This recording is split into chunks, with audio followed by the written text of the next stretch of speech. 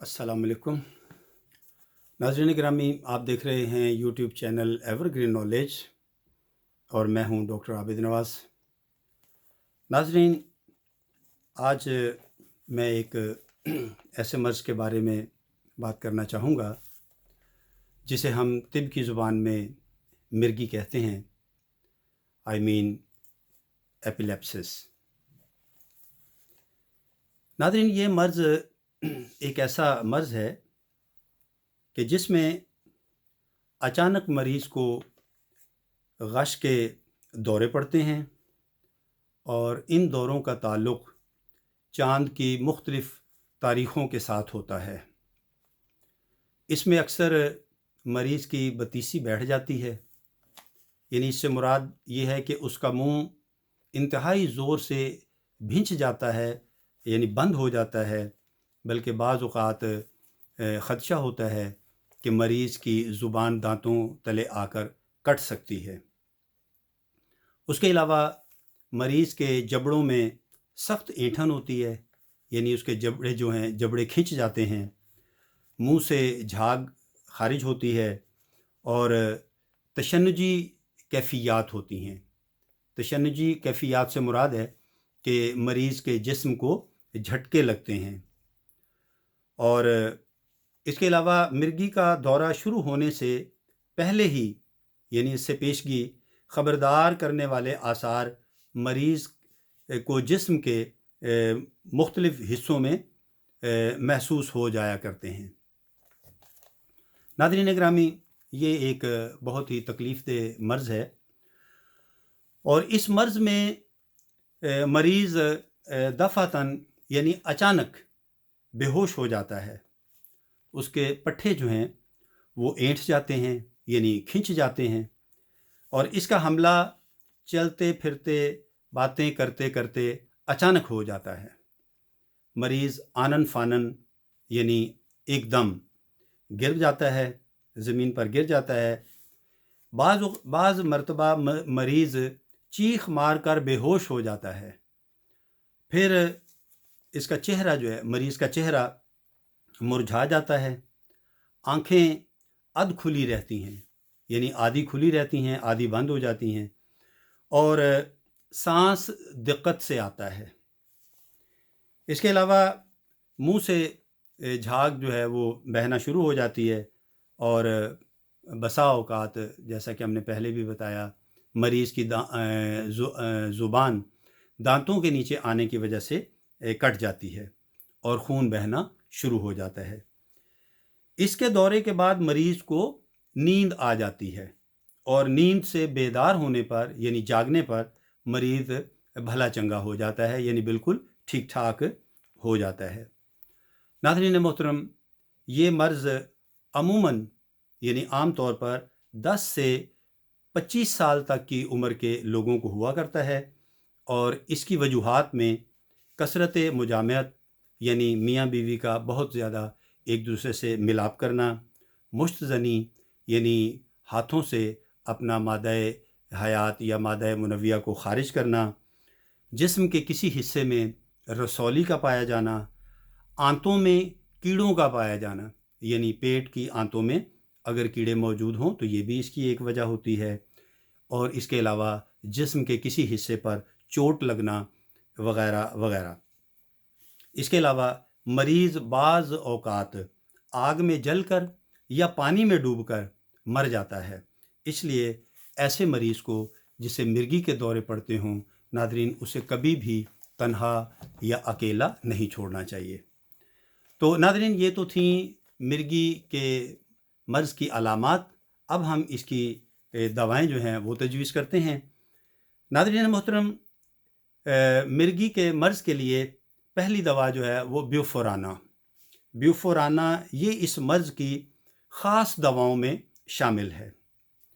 इसके बाद दूसरे नंबर पर आती है ओनेंथी कर्द काटा।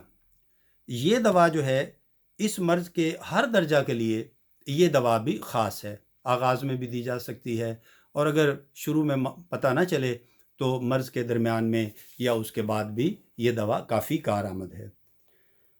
उसके बाद नाज़रीन मोहतरम, दवा है हाइड्रोसियानिक एसिड।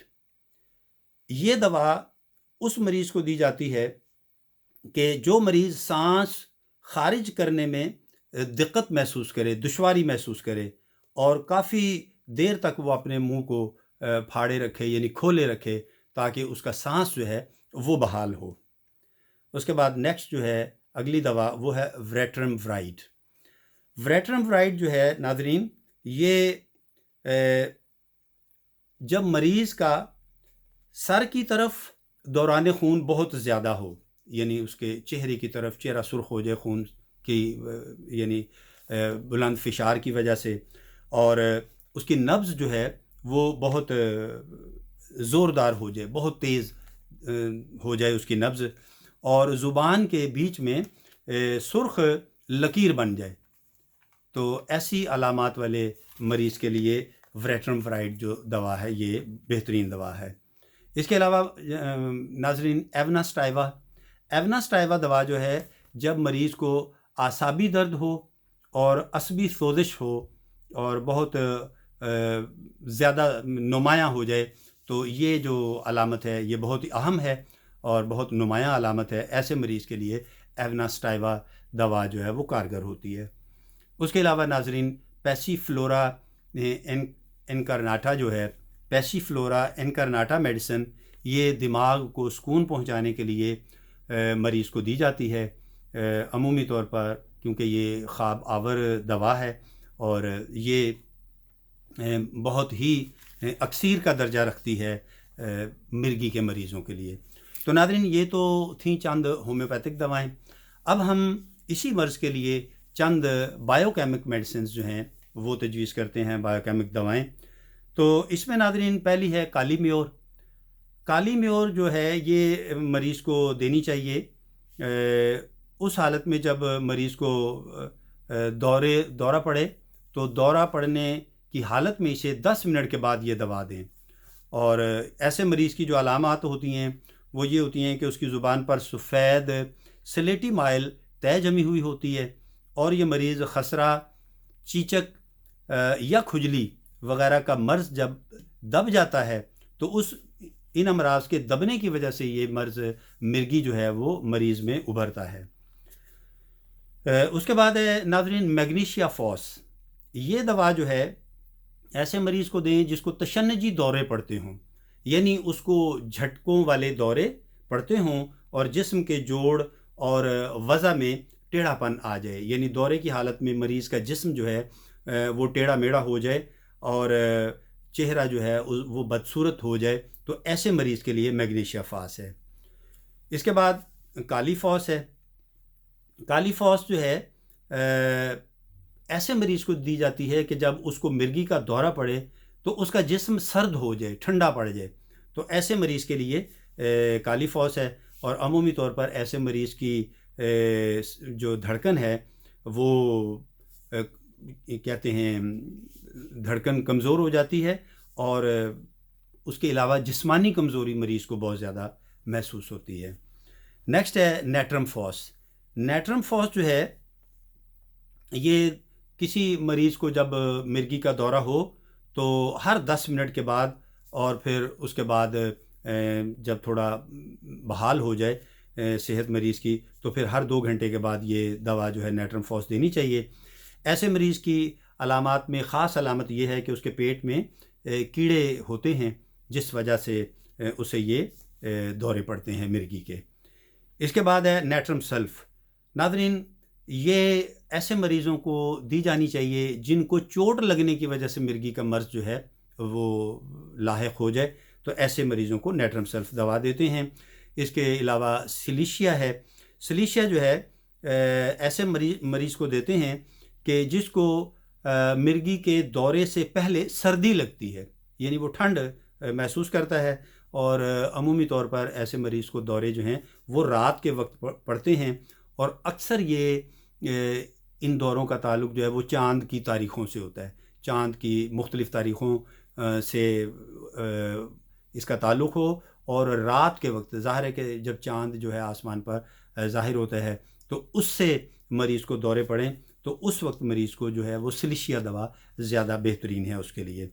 اور آخر میں ہے ناظرین کلکیریا فاس، یہ ایسے مریض کو دی جاتی ہے جو جسمانی طور پر بہت کمزور ہوں، اور ایسے مریضوں کو جلق کی عادت ہو، یعنی اپنے ہاتھ سے اپنا مادہ منویہ یعنی مادہ حیات یعنی منی جو ہے وہ خارج کرنے کی عادت ہو، اور ایسے مریض کو جو ہے یہ دوا دی جاتی ہے، اور ایسے مریض کو تشنجی دورے بھی پڑتے ہیں۔